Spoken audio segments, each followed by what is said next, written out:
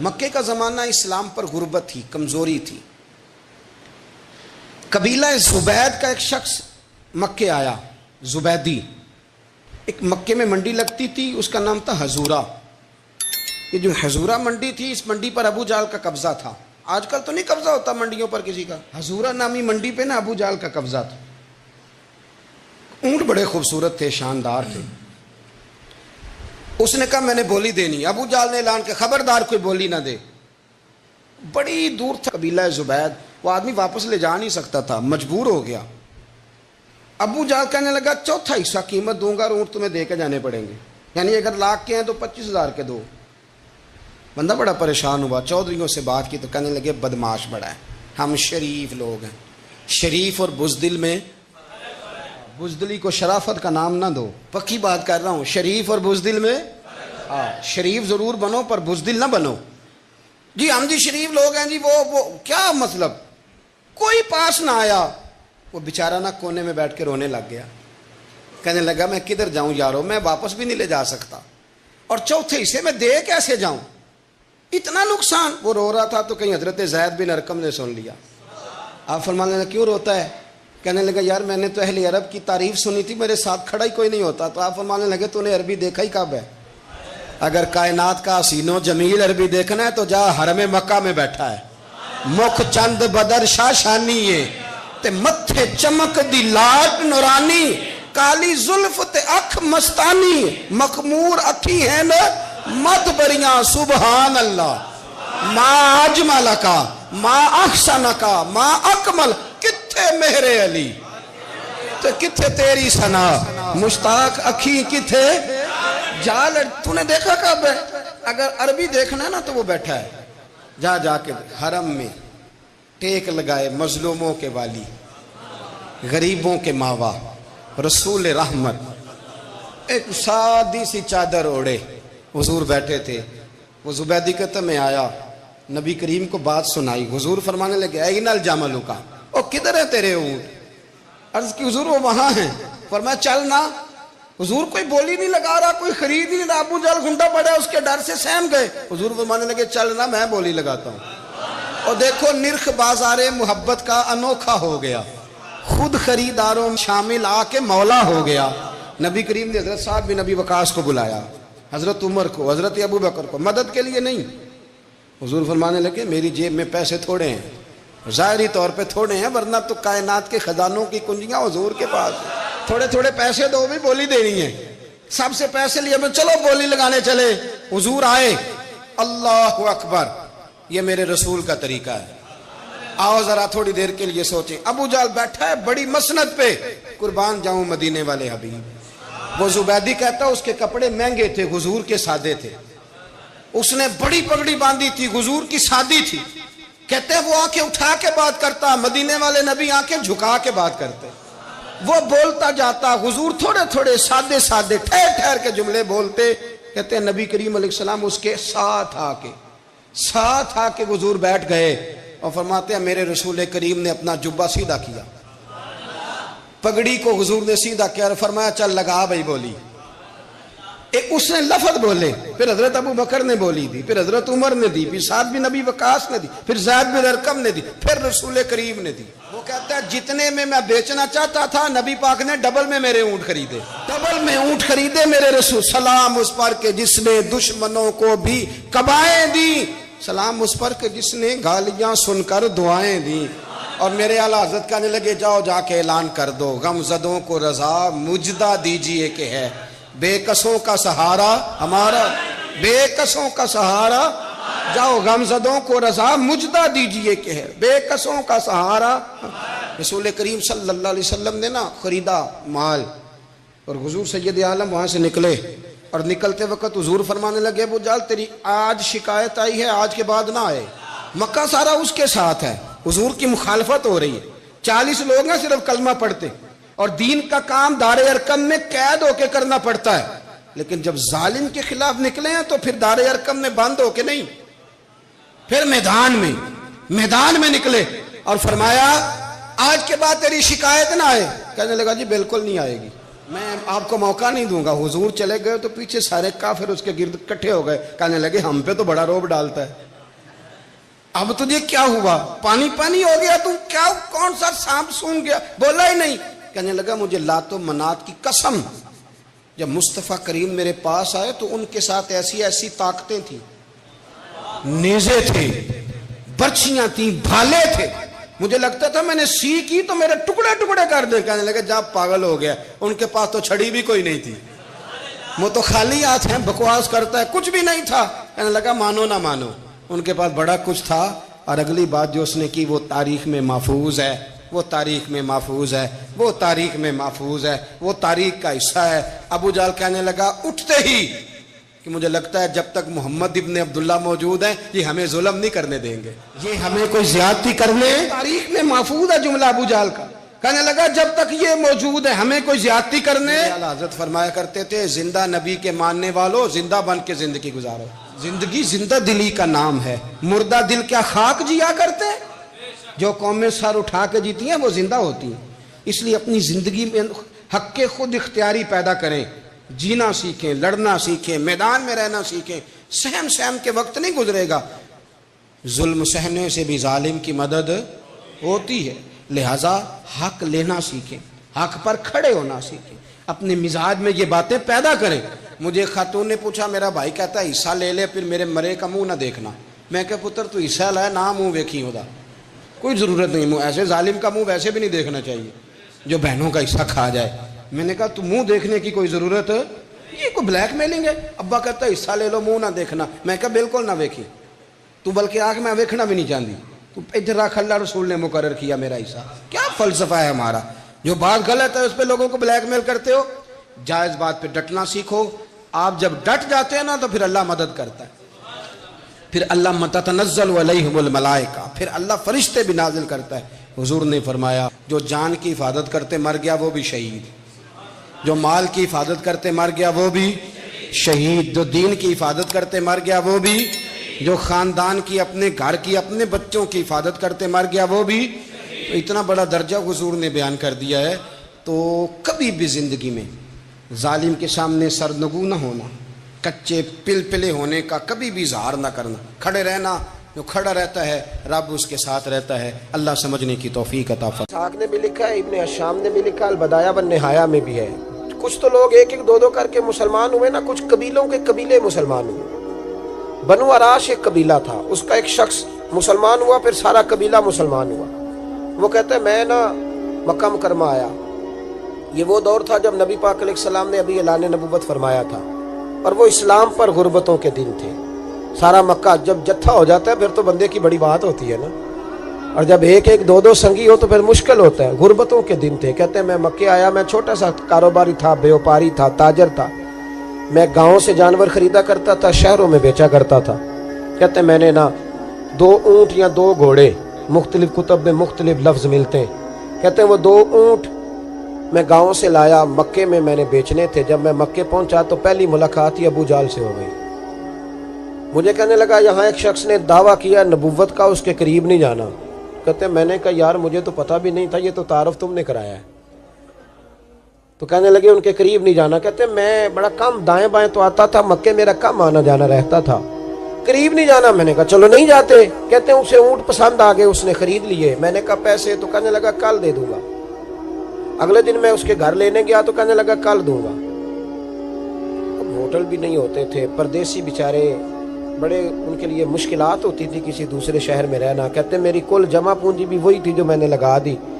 تیسرے دن میں گیا تو میں نے کہا یار میرے پیسے دے، میں غریب آدمی ہوں اور میرے تو بچے انتظار کر رہے ہیں اور میں سڑک پہ سو کے وقت گزارتا ہوں، میرے پیسے دے میں جاؤں۔ کہتے ہیں میں نے دبا کے بات کی تو ابو جہل کہنے لگا جا دوڑ جا، جہاں سے ملتے ہیں لے لے۔ کہتے ہیں پردیس تھا، انشاءاللہ پردیسی کوئی بھی نہ تھی بھی، ککھ جنا تو پارے۔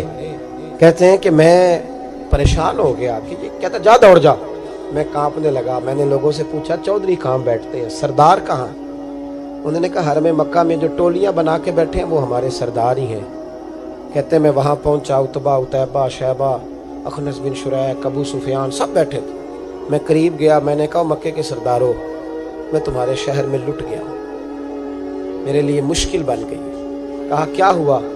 کہنے لگے एक आदमी ने मुझसे 2 ऊँट खरीद लिए, वो मेरी कुल कमाई थी, पहले तो आजकल करता रहा, अब कहता है जा दौड़ जा, कुछ नहीं है, मेरी मदद करो। कहते हैं उतबा बोला, कहने लगा किसकी ताकत है हमारे होते हुए तेरे पैसे दबा जाए।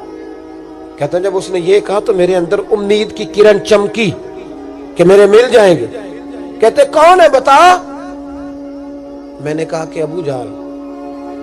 कहते उसने साथ ही ना गर्दन झुका ले, कहने लगा ओहो वो तो बहुत बड़ा गुंडा है, तू कहाँ उलझ गया, वो तो पैसे नहीं मिलते। कहते हैं अब तो मेरे पांव तले जमीन निकल गई। ये ताजर ना जब डूबता है तो खुदकुशी करता है माज़, इसलिए कि जब किसी इंसान की कुल पूंजी, एक ताजर के साथ बहुत सारे लोग वाबस्ता होते हैं, ये दौलत की मोहब्बत ना समझे, इसको बहुत बड़ा उलझाव होता है। और हमारे यहाँ जब लोग उरूज पे होते हैं तो सज्जन भी बड़े होते हैं, और जब इंसान डूबने लगता है तो उसका हाथ भी कोई नहीं थामता। सारी उम्र ही आटा गुद्द है, लखा कीते नहीं पेड़े, वक्त आया ही ते मोहम्मद बख्शा, कोई नहीं हो बैठा लेड़े। आपको पता है कोई करीब भी नहीं आता गुर्बत के दिनों में। कहते हैं मैं कांपने लगा, अब मैं क्या करूंगा, मेरी बेटियां मेरे बच्चे तो रोएंगे। इधर देखना मेरी तरफ। कहते हैं सामने ना बैतुल्ला शरीफ के साथ टेक लगा के आमिना के लाल बैठे थे, सादा सा लिबास, सादा सा। हुजूर ना कोई तस्बीह पढ़ रहे थे। उतबा ने माज अल्लाह सुम्मा माज अल्लाह नकले कुफर कुफर ना बाशद फबती कसी मजाक किया। कहने लगा वो जो बैठे ना वो तेरा मसला हल कर सकते हैं, वो। कहते उसने ये कहा और बाकी हंसने लगे। मुझे समझ ना आई कि भेजते भी हैं और हंसते भी हैं। उन्होंने तो माज अल्लाह मजाक किया ना कि आजकल तो बड़ा सारा मक्का मुखालिफ है, तो वो कैसे जाएंगे, और अबू जहल सबसे बड़ा मुखालिफ है। कहते मैं ना आहिस्ता आहिस्ता करीब गया हुजूर के। गरीब आदमी डरता है ना बेचारा, वजीरों से भी पीरों से भी कांपता रहता है। कहते मैं आहिस्ता आहिस्ता करीब गया और पीछे जाके बैठ गया। मेरा दिल था कि वो फारिग होके मेरी तरफ देखेंगे, तब मैं डर रहा था, सहम रहा था। लेकिन कहते मैं कुर्बान जाऊं, अभी मैं पूरा बैठा भी नहीं था कि मदीने के चांद ने मेरी तरफ रुख फेर लिया। हुजूर ने रुख फेरा और कहते हैं 2 जुमले नबी पाक ने कहे तो मुझे यूं लगा जैसे परदेश में मुझे मेरी माँ मिल गई हो। कहते हैं 2 जुमले, मैं खुल के रोया। 2 जुमले सिर्फ। पहला जुमला महबूब ने फरमाया परदेसी लगते हो, और दूसरा फरमाया परेशान लगते हो।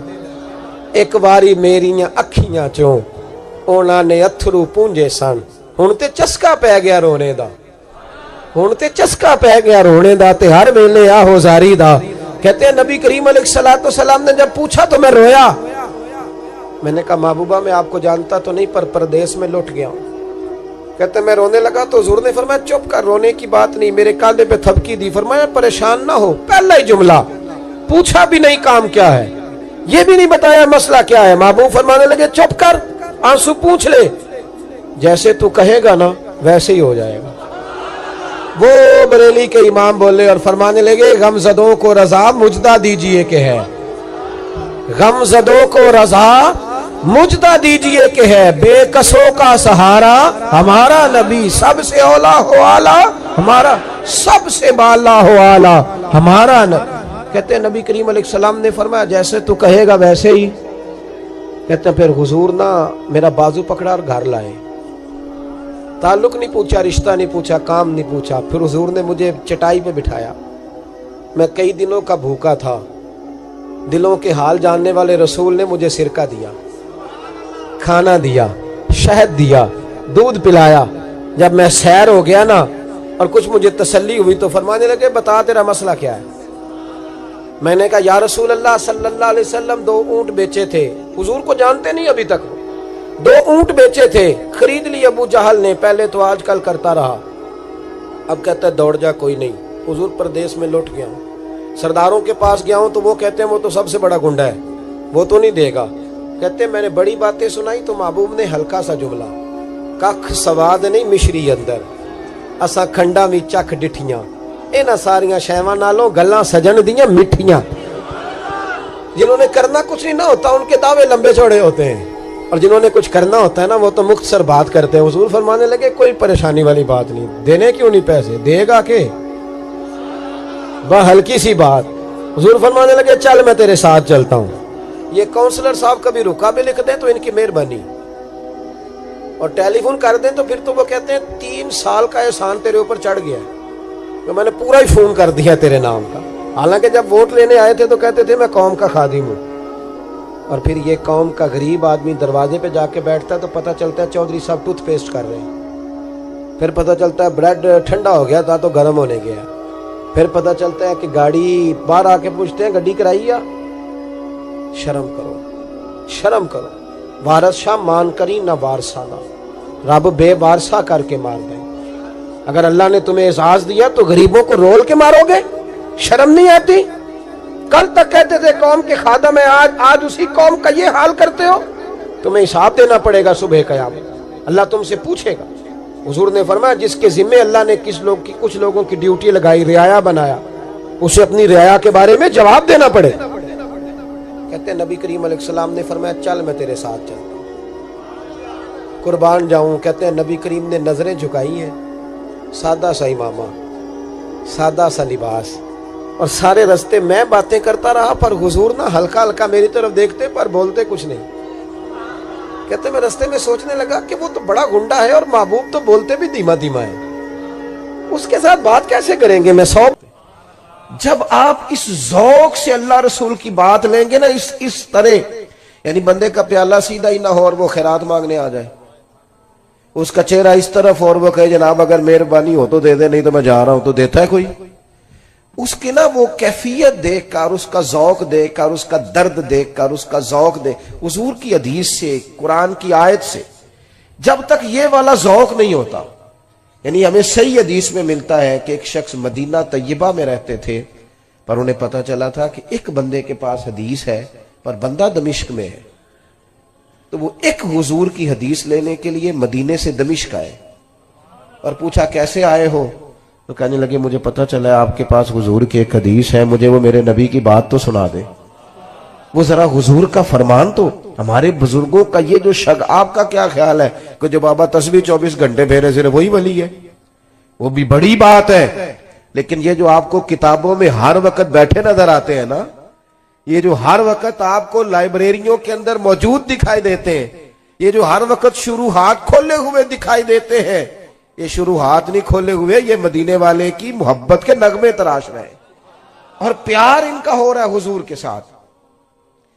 جب تک ہم اس ذوق سے دین، ہمارے بزرگوں کا نا یہ ایک خاصا رہا، اعلیٰ حضرت بریلوی رحمۃ اللہ علیہ سے کہا گیا کہ آپ قرآن مجید کا ترجمہ کریں، اردو میں اس ترجمے کو آپ کریں تاکہ لوگ استفادہ کر سکیں۔ تو فاضل بریلوی نے کیا کہا، ٹھیک ہے، بڑے عالم تھے نا، 100 کے قریب علوم جانتے تھے اور دسترس رکھتے تھے چیزوں پر، انہوں نے یہ نہیں کہا کہ یہ تو میری مطلب مٹھی کا کام ہے، معاذ اللہ بھائی ہو جائے گا، انہوں نے کہا یہ بڑا مشکل کام ہے بھائی، قرآن پاک کا۔ فرمانے لگے لکھنے والا بھی باوضو ہونا چاہیے، جو لکھا رہا ہے، جو بیٹھا ہے، جو امداد کر رہا ہے، جو کاغذ لا رہا ہے، جو چھپائی ہوگی، جو لے کے جائے گا، جو لائے گا، ہر آدمی طہارت والا ہونا چاہیے۔ فرمایا یہ جب چھپنے جائے گا تو اس وقت بھی سارے آداب کا خیال رکھا جائے، عام کتاب نہیں، اللہ کا کلام ہے۔ یہ ذوق، اذان شروع ہوگی، اذان سنیں جی۔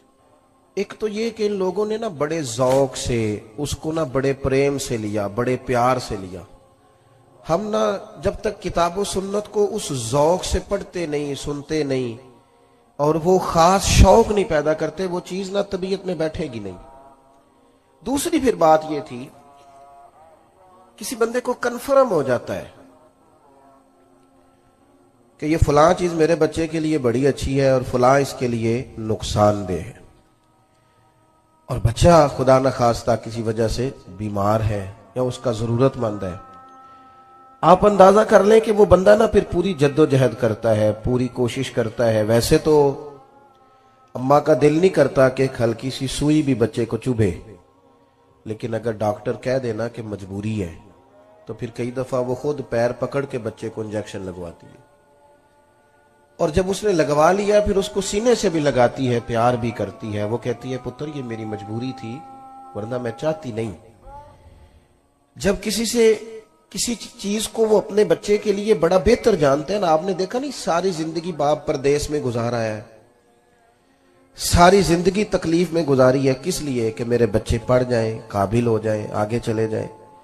ہمارے بزرگوں کو چونکہ محبت اللہ رسول سے تھی تو جس شوق سے وہ دین کا علم پڑھتے تھے نا، پھر اس سے کہیں زیادہ ذوق کے ساتھ وہ دین کو پھیلایا بھی کرتے تھے. کسی بندے کے ساتھ بھی وہ اس طرح کا سلوک کرتے تھے کہ یہ بالکل بچہ ہے کیونکہ دین نہیں پڑھا ہوا, تو وہ اس کو جب سمجھاتے تھے, قائل کرتے تھے, تو ایک پیچھے درد ہوتا تھا, ایک پیچھے ذوق ہوتا تھا. آپ کی توجہ ہے میری بات پر؟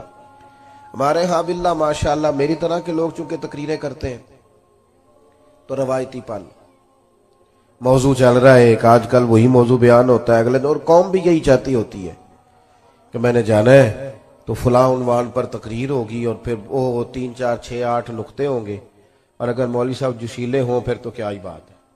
اور جس طرح ہمارے ہاں اب علماء سے زیادہ جوشیلے نقیب مجلس ہوتے ہیں, تو اللہ کرے کہ وہ ایک جگہ ٹھہر کے نقابت کریں, ورنہ میری طرح کا بندہ تو ڈر رہا ہوتا ہے, وہ تھوڑا ادھر چلے جاتے ہیں پھر تھوڑا ادھر چلے جاتے ہیں, پھر ایک اور بڑی خوفناک بات کرتے ہیں, کہتے تگڑے ہو جو میں جملہ دینے لگا.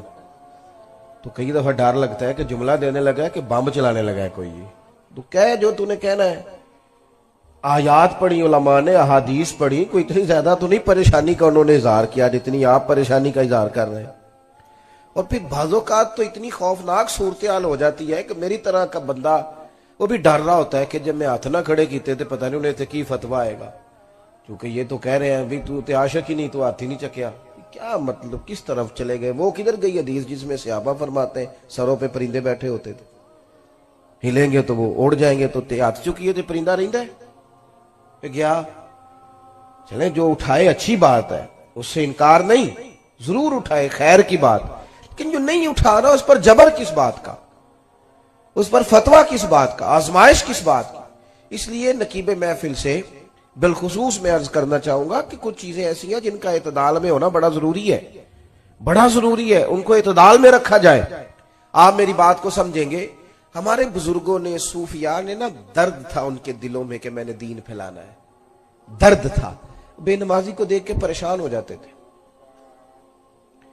جو بندہ مسجد نہیں آتا تھا اس کو دیکھ کر ان کا دل دکھتا تھا, کسی کو قرآن پاک نہیں آتا تو پریشان تھے.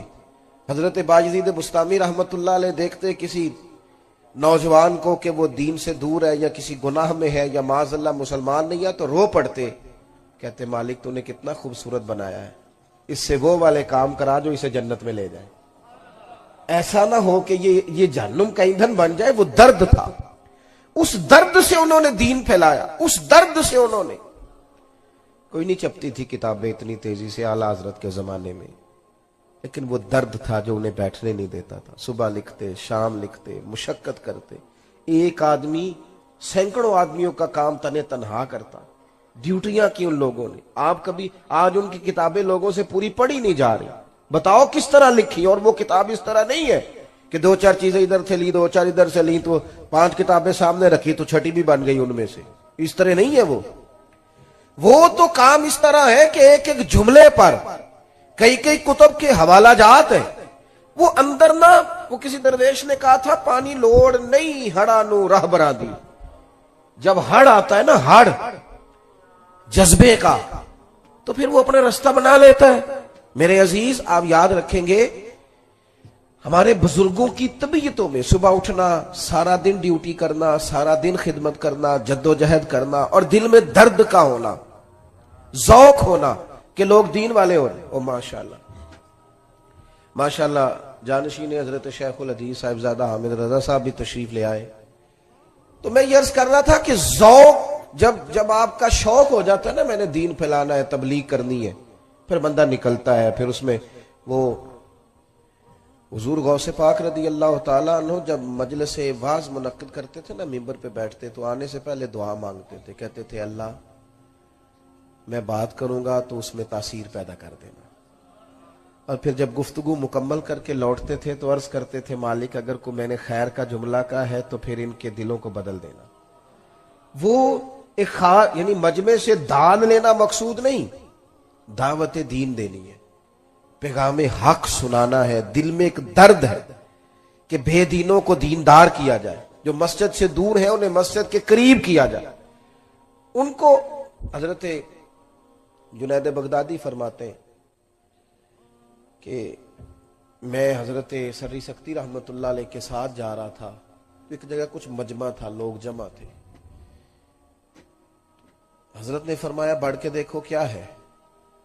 کہتے میں نے دیکھا ایک شخص نے نا معاذ اللہ ثم معاذ اللہ شراب پی ہے اور وہ نشے میں دھوت ہے ایک بڑے اچھے وزادار گھر کا نوجوان، اور وہ گرا ہوا ہے اور وہ اول فول باتیں کر رہا ہے اور لوگ وہاں کچھ تمسخر اڑا رہے ہیں اور کچھ اس کو ویسے دیکھ رہے ہیں تو مجمع لگ گیا۔ کہتے ہیں حضرت سری سکتی رحمت اللہ علیہ کو میں نے آ کے عرض کی حضور چلیں، ایک آدمی نے شراب پی ہے اور اس کی حالت غیر ہے تو لوگ اس کو دیکھ رہے ہیں، تو فرمانے لگے جنید کیا بات کرتے ہو، اس حال میں چھوڑ کے چلے جائیں اور بندہ ہے مومن کو۔ کہتے ہیں حضرت اپنی چھڑی پہ سہارا لیتے ہوئے ایک سائیڈ سے میرا بازو تھامتے ہوئے اس شخص کے قریب آئے، اور چونکہ لوگ بزرگوں کا حیا کرتے تھے، جتنے لوگ کھڑے تھے چلو اپنا اپنا کام کرو، لوگ سبھی رخصت ہو گئے۔ شیخ مجھے کہنے لگے ایک پیالے میں پانی تو لاؤ۔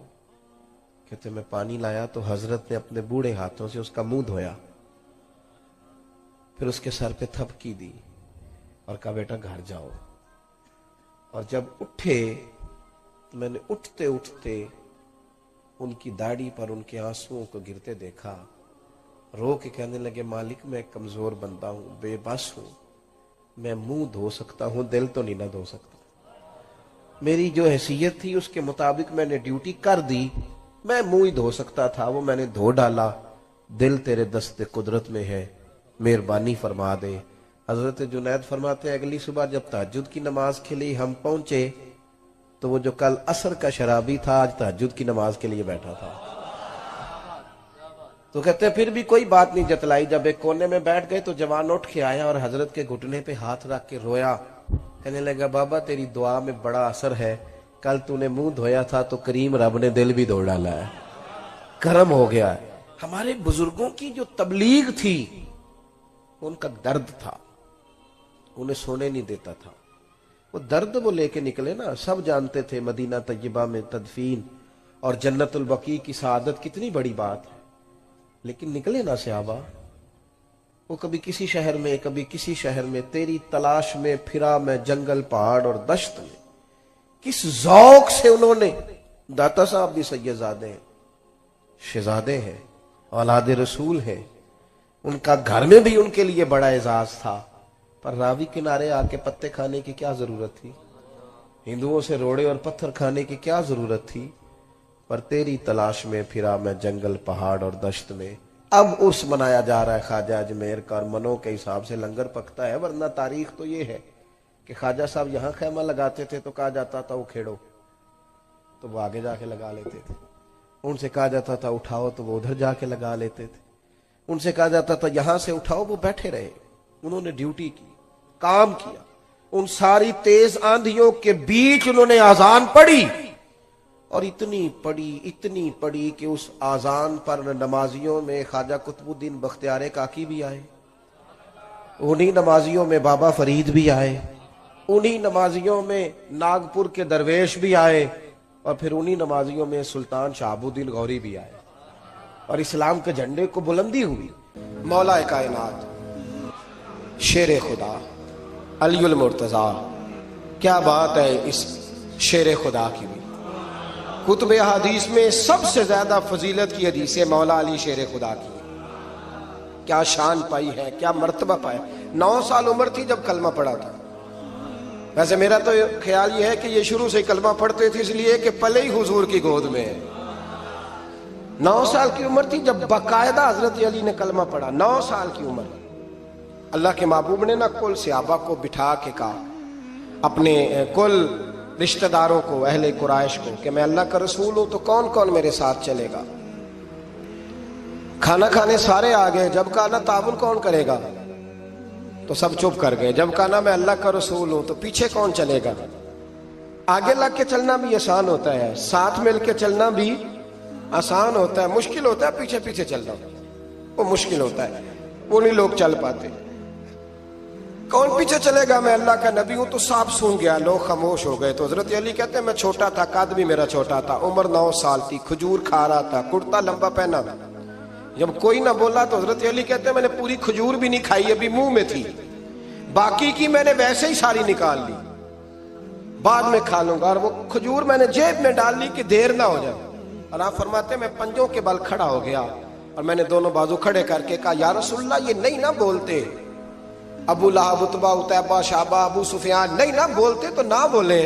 حضور آپ پریشان نہ ہو، انا حافظوں کا یا رسول اللہ، انا ناصروں کا یا رسول اللہ. حضور میں ہر دشمن کے مقابلے میں آپ کی حفاظت کروں گا، دین کے ہر کام میں آپ کی مدد کروں گا. کہاں حضرت علی نے دوستی لگائی، کہاں 9 سال کی عمر میں، کہاں دوستی. پانی پرن سہیلیاں رنگا رنگ کڑے پر پریا اس دا جانیے جس دا. تو حضور میں اور پھر حضرت علی ہر میدان میں آپ کو نظر آئیں گے. ہر میں، بدر میں بھی مولا علی، احد میں بھی مولا علی، خندق میں بھی مولا علی. خیبر والے دن آنکھیں دکھتی تھی پر میرے حبیب نے فرمایا اسے بلاؤ، جھنڈا بھی اسے ہی دینا ہے اور فتح بھی اللہ اسی کے ہاتھ پہ عطا فرمائے. یعنی تکلیف بھی تھی، آنکھیں دکھتی تھیں. حضرت علی بظاہر بیمار تھے لیکن حضور نے فرمایا چونکہ انہوں نے وعدہ کیا ہے وہی آئیں گے، میدان میں نکلیں گے. ہر صحابی شان والے. حضرت ابوبکر صدیق کے مقام کو کون پہنچ سکتا ہے؟ جناب عمر، جناب عثمان، طلحہ و زبیر، ہر ایک کی کیا بات ہے. لیکن میرے نبی کریم علیہ الصلوۃ والسلام نے ہر میدان میں انہیں یاد کیا اور وہ ہر میدان میں پہلی صف میں نظر آئے. 63 سال عمر تھی حضرت علی کی. کوفے کے بازار سے گزر رہے تھے، ایک کافر نے آ کے خنجر مارا اور جناب علی المرتضیٰ شیر خدا کی داڑھی سے جب خون نکلا نا، وہ 9 سال کی عمر میں وعدہ کیا تھا کہ میں دین کا مددگار بنوں گا. اور جب 63 سال کی عمر میں زخم لگا کوفے کی گلی میں تو جناب علی نے اپنا خون دیکھا اور جب زمین پہ گر رہے تھے تو پتہ کیا کہہ رہے تھے؟ فزت برب الکعبہ. لوگوں رب کعبہ کی قسم میں کامیاب ہو گیا، میں نے آج اپنا وعدہ نبھا دیا. لے سجنا اسا توڑ نبھائی، لے سجنا اسا توڑ نبھائی تے جان دتی راہ تیرے. ختم ہو گئی بات. لے او سجنا اسا توڑ نبھائی. عشق لگا سی کھیڈاں کھیڑ دی لو تے پھر مینوں کھیڈاں بھول گئیاں. میں کجل پایا سی یار دے ویکھنے، پھر وہ یاد روندیاں ہی ڈول گئیاں. تے حیدر شاہ اس گلی کدے بھی نہ رول دی پر ہن تے رول دی گئیاں. تے بلے شاہ دی او جانے سانو اپنی توڑ نبھا لیندے. عزیزو یاد رکھو اللہ رسول سے رشتہ نا ہر لمحہ نبھاؤ. میں نے جمعے والے دن بھی کہا تھا کہ مجھے سمجھ نہیں آتی کہ شب برات کو لوگ رو رو کے دعا مانگتے ہیں. میں نے معراج شریف کی رات زیادہ دعا نہیں منگائی. میں کہتا ہوں کہ اتنا مسلمان ساری رات رو رو کے دعا مانگتا ہے تو سویرے کرپشن تو پھر بھی نہیں ختم ہوتی. توبہ کا ترجمہ یہ ہے کہ پچھلے گناہوں پہ شرمندہ ہوں تو آئندہ نہ کرنے کا وعدہ کرتا ہوں. یہ توبہ ہے. یہ بولیے. آپ دیکھیں نا ہر مسجد میں رش ہے، اللہ کا فضل ہے. ہم تو ویسے چھوٹے لوگ ہیں لیکن الحمدللہ تعالیٰ یہاں بھی کوئی جگہ نہیں بیٹھنے اٹھنے کی. لیکن کیا یہ رسم ہے کہ استغفر اللہ رو رو کے دعا مانگی اور سویرے اسی طرح جھوٹ بولنے کا ارادہ چھوڑا ہی نہیں، فریب چھوڑا ہی نہیں؟ یہ کوئی رسم ہے؟ یہ کوئی ایکٹنگ کرنے آئے ہیں مسجد میں؟ ایک دستک دے رہا ہوں، آپ کو سمجھا رہا ہوں. توبہ کا مطلب یہ ہے کہ آج کے بعد جھوٹ نہیں بولوں گا، آج کے بعد غیبت نہیں کروں گا، آج کے بعد حرام نہیں کھاؤں گا، کسی مسلمان کو تکلیف نہیں دوں گا، ماں باپ کو نہیں ستاؤں گا، کسی کی عزت کو نہیں اچھالوں گا. یہ توبہ کا معنی ہے. لیکن ساری رات روتے رہے اور سویرے پروگرام یہ ہے کہ دکان پہ جاؤں گا تو جھوٹ بولوں گا، کم ناپوں گا، کم تولوں گا. تو یہ توبہ ہے؟ دیکھیں نا، مجھے پتہ چل جائے کہ ایک بندہ میرے سامنے آ کے کھڑا ہوا ہے پر وہ جھوٹا ہے، وہ میری تعریفیں کر رہا ہے پر جھوٹا ہے، مجھے غصہ آئے گا کہ نہیں آئے گا؟ لیکن اللہ رسول کی بارگاہ میں ساری رات رو رو کے ہائے ہائے کرنا، سویرے پھر وہی پروگرام. میں رمضان شریف سے ایک جمعہ پہلے ممبر کی طرف بڑھ رہا تھا تو ایک جوان نے نا میری ویسٹ کوٹ کی جیب میں رکا ڈالا. تو میں نے سوال ہوگا یقیناً گفتگو شروع کرنے سے پہلے وہ میں نے رکا کھولا تو کہنے لگے پیر صاحب ہن اسی نہ کچیاں نمازیاں بھی مسیتے ہونا ہے، پکیاں نو آکھیا جے ذرا سانو گھورن نہ زیادہ، یہ بڑا گھورتے ہیں اور اندر آتے ہی یہ کہنا شروع کر دیتے ہیں فصلی بٹیرے بھی آ گئے نا جو کہ میں روز بہنا تو ایک مہینے لے آیا نہ ایسا کرے اللہ کے حضور دعا کیوں نہ کرے کہ جو آیا ہے رب اس پہ فضل فرمائے اور وہ آ جائے تھوڑی گنجائش کیوں نہ دے تھوڑا پیار کیوں نہ کرے یہ جوان کوئی غیر نہیں ہے اپنے ہیں نہیں ہے ان کے چہرے پہ داڑھی اور نہیں ہے ان کے سر پہ پگڑی لیکن میں نے کلین شیو بچوں کو بھی حضور کی نعت پہ روتے دیکھا ہے میں نے انہیں بھی اسی درد کے ساتھ اسی ذوق کے ساتھ محبوب کی یاد میں تڑپتے دیکھا ہے اس پر کو کسی کا قبضہ ہے کہ میں پگڑی داڑھی والا ہوں تو میرا قبضہ ہو گیا ہمارے صوفیاء کا اللہ والوں کا خاص اسلوب دعوت رہا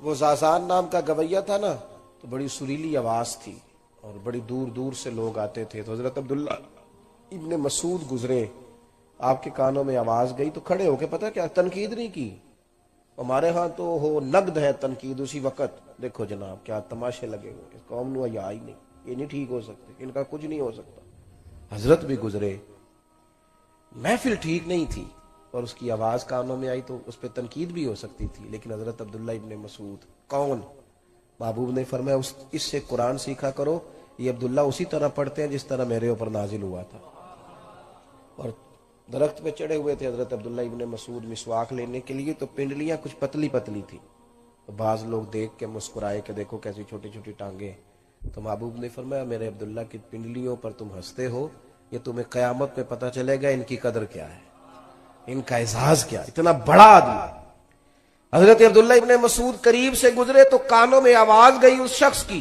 ذرا رک گئے اور ایک ٹھنڈی آہ بھری فرمانے لگے کتنی سونی آواز ہے کاش یہ قرآن پاک پڑھتا میں اس سے زیادہ نہیں تنقید کئی دفعہ کریں تو وہ کہتا ہے جا تو اپنا کام کر فرمایا کتنی خوبصورت آواز ہے کاش قرآن یہ کہہ کے چلے گئے وہ فارغ ہو کے نکلا تو وہاں جو لوگ موجود تھے نا انہوں نے اس سے کہا او اللہ کے بندے آج پتہ کیا ہوا ہے اس نے کہا کیا ہوا کہنے لگے حضرت عبداللہ ابن مسعود کو جانتے ہو صحابی رسول صلی اللہ تعالی علیہ وسلم کہا ہاں کہنے لگے آج گزرے تھے کیا ہوا تیری آواز ان کے کانوں میں گئی ان کے لہجے پہ عجیب سا اثر دیکھا اور ٹھنڈی آہ بھر کے انہوں نے کہا کاش وہ قرآن پاک پڑھتا تو اس آواز میں کتنا اور حسن اللہ پیدا کرتا وہ بندہ چند منٹ وہاں کھڑا رہا کسی نے تقریر نہیں سنائی کچھ بھی نہیں کیا وہیں کھڑے رہے کہنے لگے تمہیں گھر کا پتہ ہے ان کے گھر کا پتہ ہے کہ جناب پتہ ہے کہاں ہے فلاں علاقے میں فلاں گلی میں فلاں محلے میں دوڑے گئے دروازے پہ دستک دی حضرت تشریف لائے میاں کیسے آئے ہو کہا حضور میں آ گیا ہوں آپ نے کہا تھا نا کتنی سونی آواز ہے کاش قرآن پڑھے تو میں آ گیا ہوں پڑھا دے مجھے قرآن پاک اب قرآن پاک ہی پڑھا جائے گا تیسری بات اور اس پر میں نے اپنی بات کو ختم کرنا ہے ایک تو سیکھیں تو ذوق سے ایک اسے پھیلائیں تو ذوق سے اور یہ کہ دین کے کام کو نا اور دین کی دعوت کو اس کو مناسب منصوبہ بندی کے ساتھ آگے بڑھائیں صرف اس کو تبرک نہ بنائیں خالی تبرک نہ ہر چیز کو لوگ منصوبہ بندی سے کوشش اور کاوش سے آگے لے کے چلتے ہیں لیکن دینی کام ایسا ہو جی اللہ کی سپرد کرو جی ہو جائے گا تو ایسے تھوڑی ہوتا ہے ہر چیز کے اندر لوگوں نے نظم پیدا کر لیا ہر جگہ چیزیں مرتب ہو گئیں طے ہو گئیں کیوں نہ ان چیزوں کو بھی طے کیا جائے مساجد ایک بہت بڑی یونیورسٹی کا درجہ دے سکتی ہے کردار ادا کر سکتی ہیں مدارس بزرگوں کی خانقاہیں یہ بڑا معنی خیز کردار سوسائٹی میں ادا کر سکتی ہیں لیکن شرط یہ ہے کہ ہم اس کو نا منظم کریں اس کو مرتب کریں آپ کبھی دیکھیے ہمارے بزرگوں کی صوفیاء کی زندگی میں جو چیز آپ کو بڑی زیادہ ملے گی وہ یہ ہے کہ انہوں نے وقت نہیں ضائع کیا ٹائم نہیں ضائع کرتے یہ جو آج کل ترتیب ہوتی ہے نا جلسوں کی محافل کی پہلے مقامی نعت خواں اس کے بعد قومی نعت خواں پھر ہو سکے تو کوئی ایسا بھی آ جائے جس کو کہتے ہیں یہ چونکہ اب عالمی شہرت یافتہ ہے لہذا خصوصی خطاب کی باری آئے گی 1 بجے اور نقیب محفل بیچارے کو چونکہ رٹے رٹائے جملے بولنے ہوتے ہیں اس کی ڈیوٹی ہوتی ہے تو وہ پھر 1:30 بجے رات کو کہہ رہا ہوتا ہے بلا تاخیر میں خطاب کی دعوت دیتا ہوں بھئی ابھی بھی اگر بلا تاخیر ہے تو پھر آپ فجر ہو لینے دیں اس سے زیادہ کیا تاخیر ہوگی چیزوں کو جب تک مرتب نہیں کیا جاتا. اعلیٰ حضرت رحمت اللہ تعالی علیہ کی جو زندگی ہے نا، اس میں اتنا زیادہ کام اس لیے ہو گیا کہ انہوں نے لمحہ بھی ضائع نہیں کیا. اور ایک ہوتی ہے کتاب، لوگ کتاب پڑھتے ہیں تو وہ چونکہ وہ صرف لفظ پڑھ رہے ہوتے ہیں، ذہن تو ویسے ہی کہیں اور گھوم رہا ہوتا ہے، اور تھوڑی دیر کتاب کھولی ہے بچے نے تو ساتھ ہی اس کے واٹس ایپ پہ میسج آ گیا، تو کدھر کتاب کی عبارت اسے یاد رہتی ہے، وہ تو فوری طور پہ بیچارہ اس نے رخ پھیر لیا ہے. تو اس طرح مطالعہ نہیں ہوتا، پڑھا نہیں جاتا. اعلیٰ حضرت رحمت اللہ تعالی علیہ پیلی بھیت تشریف لے گئے تو 2 جلدوں کی ایک کتاب تھی، تو آپ نے وہ دیکھی تو فرمایا مجھے اگر یہ کتاب دے دی جائے تو میں پڑھ کے واپس کر دوں گا. تو کتاب، جو علماء کتاب خریدتے ہیں وہ کتاب دینا بڑا مشکل کام ہے، یہ بڑا مشکل ہے، نہیں دیتے لوگ. اور چلے میری رائے کمزور ہے، بہرحال میری بھی رائے یہ ہے کہ نہیں دینی چاہیے. کسی نے اگر اس پہ حاشیہ لکھا ہے یا اپنی عبارتوں کو سیٹ کیا وہ دے دے گا تو وہ کئی دفعہ مشکل ہو جاتا ہے اس کا لوٹنا. تو وہ جن کے پاس کتاب تھی نا، وہ کہنے لگے حضور آپ پھر بھیج دیں گے نا؟ تو حضرت فرمانے لگے تم فکر نہ کرو، مجھے پتہ ہے کتاب کے معاملے میں، تمہیں کتاب مل جائے گی. انہوں نے کہا جی میرے لیے اعزاز ہے اگر آپ میری کتاب سے مطالعہ کریں. وہ اتفاق کی بات یہ کہ شام کو ٹرین سے جانا تھا، وہ ٹرین ایک دن لیٹ ہو گئی، ایک رات اور ایک اگلا دن اور قیام کرنا پڑا. 2 جلدوں کی کتاب ہے، چلے 200 صفحہ بھی ہو ایک جلد میں. اگلے دن جاتی دفعہ اعلیٰ حضرت نے فرمایا مولانا یہ اپنی کتابیں رکھ لیں. کہنے لگے حضور وہ کل میں نے ذرا تردد کیا تھا، لگتا ہے آپ ناراض ہو گئے، آپ لے جائیں، میں مہربانی کریں، کوئی ایسی بات نہیں. فاضل بریلوی فرمانے لگے نہیں آپ غلط فہمی کا شکار ہے، میں نے اللہ کے فضل سے لفظ بلفظ پڑھ لیے. اور فرمایا میں نے اس طرح پڑھی ہے کہ گھر جانے تک اور وہاں جا کر 1 مہینے تک مجھے اس کے عنوانات یاد رہیں گے، اور میں کوشش کروں گا کہ اس کا جو لب لباب ہے میں اپنے ہاتھوں سے لکھ لوں، اس لیے کہ میں نے ذوق سے پڑھا ہے. میں نے یہ نظم جب آپ کی زندگی میں ہوتا ہے نا، آپ چیزوں کو مرتب کر کے لیتے ہیں، طے کر کے. حکیم الامت مفتی احمد یار خان صاحب نعیمی رحمت اللہ علیہ، مفتی صاحب جمعے کا خطبہ شروع کرتے تھے تو لوگ اپنی گھڑیاں ٹھیک کرتے تھے. کہتے تھے جب مفتی صاحب کہتے ہیں نحمدہ تو اس کا مطلب ہے پورا ایک ہو گیا. گھڑیاں لوگ ٹھیک کرتے تھے. وہ ایک جاٹ تھا، جٹ، ان کا طریقہ یہ ہوتا ہے کہ وہ عصر کی نماز کے وقت دودھ دھوتے ہیں بھینسوں کا. تو وہ اپنے بیٹے سے کہتا وہ کٹا چھاڑ ہوئے ٹائم ہو گئی مجھا چوڑے دا. وہ کہتے بدیو جتے اے سورج کھڑا ہو، کہتا نہیں پترا مفتی صاحب لنگ گئے نہیں، مفتی صاحب لنگ گئے نہیں، عصر دی نماز پڑھانے لئی ٹائم ہو گیا ہی. تو ایک کاری گھڑی وے، اس نے گھڑی دیکھی تو کہنے لگے تو بالکل ٹھیک کہہ رہے ہیں. مفتی صاحب رحمت اللہ تعالی علیہ نے اپنی پوری زندگی میں یہ ترتیب رکھی، کسی کام کو مرتب نہیں کیا جاتا، طے ہی نہیں کیا جاتا. اور گھروں میں بھی ہمارے ہاں ہم کہتے ہیں دیکھی جائے گی، ہو جائے گا. بچہ سوال پوچھ رہا ہے، ابا اسے کہہ رہا ہے یہ پیسے لے تو ٹافی کھا کے آ. وقت ہی نہیں دیا، اس کو سمجھایا ہی نہیں. اس کے ذہن میں ابھرتی ہوئی باتیں جو تھیں وہ اسی طرح ابھر گئیں، وہ غلط رستہ اختیار کر گئیں. وہ کچھ مطالبات کر رہا تھا، اس کی کچھ چاہتے تھی، لیکن ہم چیزوں کو مرتب ہی نہیں کر رہے. ہم نے اسے کہا کہ چلو ٹھیک ہے باہر سے کچھ کھانا ہے، یہ لو پیسے جاؤ میرا بیٹا تم بھاگو کھاؤ. چیزوں کو وقت دیں. اس کے لیے ضروری ہے کہ بے مقصد اور لایانی مصروفیات کو چھوڑ دیں. کچھ ویڈیوز کم کر لیں جن میں ہنسی زیادہ آتی ہے، وہ دیکھنی ذرا کم کر لیں. کچھ جو صرف تفریح کے لیے کام ہے خدارہ انہیں چھوڑ دیں.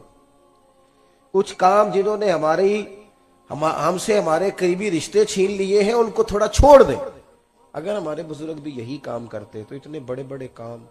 اور پھر نرا لکھنا نہیں، پڑھانا بھی، اور نرا پڑھانا نہیں، لوگوں کی ضروریات کا بھی خیال رکھنا، آنے جانے والوں سے ملاقات بھی کرنا، ان کا دکھ بھی سننا، اشک شوئی بھی کرنا، لوگوں کو تبلیغ بھی کرنا. یہ کب ہوتا ہے؟ جب آپ چیزوں کو مرتب کر کے چلتے ہیں. تو یہ 3 باتیں میں نے آپ کی خدمت میں عرض کی ہیں. ایک تو دین کا علم سیکھیں تو ذرا ذوق ہو، ذرا توانا ہو طبیعت، شستہ ہو مزاج. اور دوسرا یہ کہ جب اس کی تبلیغ کریں تو وہ صرف جملوں کا ہیر پھیر نہ ہو، اس کے پیچھے درد بھی ہو. لفظ تاثیر سے بنتے ہیں، تلفظ سے نہیں. اہل دل آج بھی ہیں اہل زباں سے آگے، اس کے پیچھے درد ہو۔ اور تیسری بات یہ کہ چیزوں کو مرتب کریں، ان کو طے کریں۔ جب تک ہم اپنے معاملات کو طے نہیں کرتے، مرتب نہیں کرتے، اتنی دیر تک بہت زیادہ مشقت کے باوجود بھی کام، محنت نہ بات ختم کرنے لگا تھا، محنت با مقصد ہونی چاہیے، بے مقصد نہیں ہونی چاہیے۔ اتنا کام کریں کہ وہ کام پوری طرح مرتب ہو، اس میں پوری ترتیب ہو، اس میں چیزیں، میں دوستوں سے اکثر کہا کرتا ہوں اگر ہم جمعے والے دن وقت پہ جانا شروع کر دیں گے تو انشاءاللہ خطیب صاحب بھی تیاری شروع کر دیں گے۔ انہیں اندازہ ہوگا کہ یہ بندہ پچھلی جمعے بھی یہاں پہلی صف میں بیٹھا تھا اور پوری بات سنی ہے، تو اب میں نے پچھلے جمعے والی نہیں کرنی، مجھے کچھ کتاب کو دیکھنا ہے، کچھ چیزوں کو لینا ہے۔ کئی دفعہ طلباء کے اٹھتے ہوئے سوالات بھی اساتذہ کو زیادہ مطالعے پہ مجبور کر دیتے ہیں، ان کے سوالات کے جوابات کے لیے بھی کئی دفعہ انسان زیادہ کتابیں کھولتا ہے۔ دعا یہ ہے کہ اللہ تعالی حضرت پیر سید فتح علی شاہ صاحب رحمت اللہ تعالی علیہ کے مزار پر انوار پر اپنی رحمتوں کا نزول فرمائے، آپ کے فیضان کو جاری و ساری فرمائے۔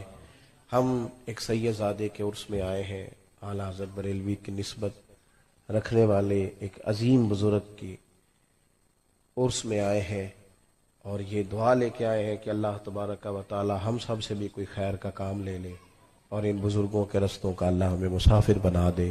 آخر دعوانا